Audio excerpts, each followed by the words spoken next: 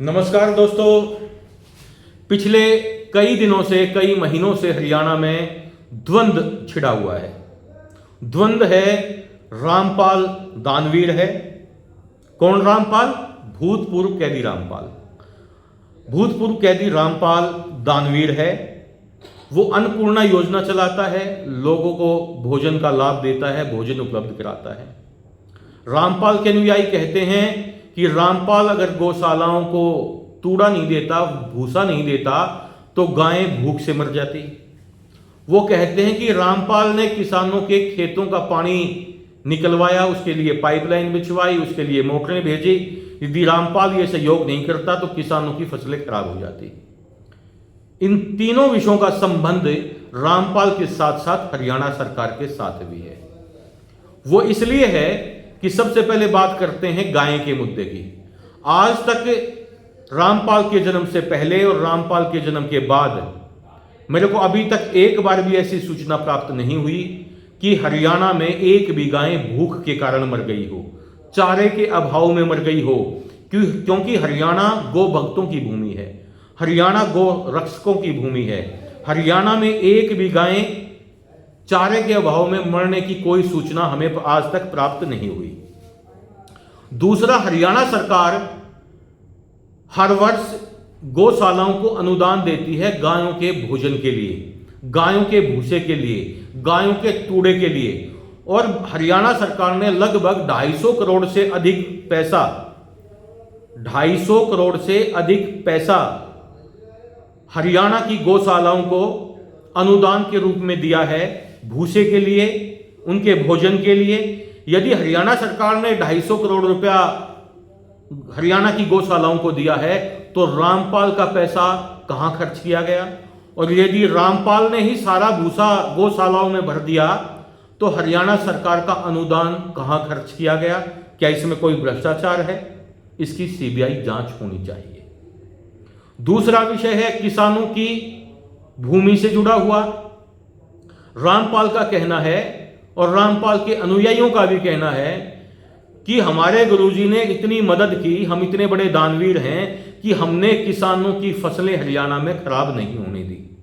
बड़ी अच्छी बातें हैं, लेकिन जब हरियाणा के किसानों की फसलें खराब नहीं हुई तो हरियाणा सरकार के रिकॉर्ड के अनुसार उन्होंने जो 1200 करोड़ 1200 करोड़ से ज्यादा का मुआवजा किसानों को दिया है, वो किन किसानों को दिया है?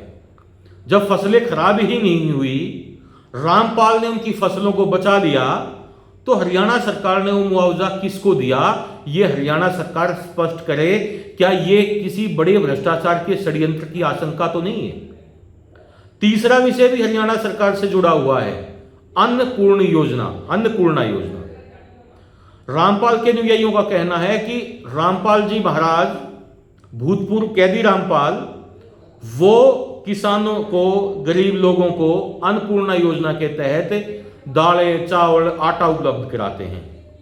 और सरकारों का कहना है और केंद्र सरकार का कहना है कि पूरे देश के अंदर लगभग 80 करोड़ से ज्यादा लोगों को भोजन केंद्र सरकार उपलब्ध करा रही है, आटे, दाल, चावल के रूप में। जो केंद्र सरकार की धनराशि हरियाणा में आ रही है गरीब लोगों के लिए, असहाय लोगों के लिए, यदि रामपाल सबको अन्नपूर्णा योजना का लाभ दे रहा है तो हरियाणा सरकार के पास जो पूंजी आती है, हरियाणा सरकार के पास जो धन आता है, वो पैसा कहां जाता है? और यदि वो पैसा लोगों के बीच में बंट रहा है तो रामपाल सहयोग किनको कर रहा है? क्या रामपाल हरियाणा सरकार से बड़ी कोई ताकत है? या क्या रामपाल का बजट हरियाणा सरकार से बड़ा बजट है? यह हरियाणा सरकार को स्पष्ट करना पड़ेगा।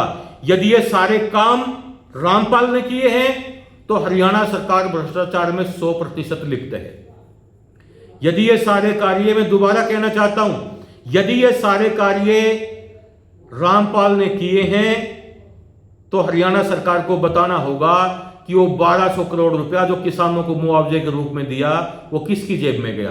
क्योंकि फसलें तो खराब नहीं हुई, फसलें तो रामपाल ने बचा ली। और जब किसानों को, गरीब लोगों को अन्नपूर्णा योजना रामपाल दे रहा है, जैसा कि पूरा हरियाणा में प्रचार है, तो हरियाणा सरकार किसको दे रही है? हरियाणा सरकार जो चावल दे रही है, आटा दे रही है, चीनी दे रही है, वो किन लोगों को दे रही है? ये हरियाणा सरकार को उत्तर देना पड़ेगा। ये गौशाला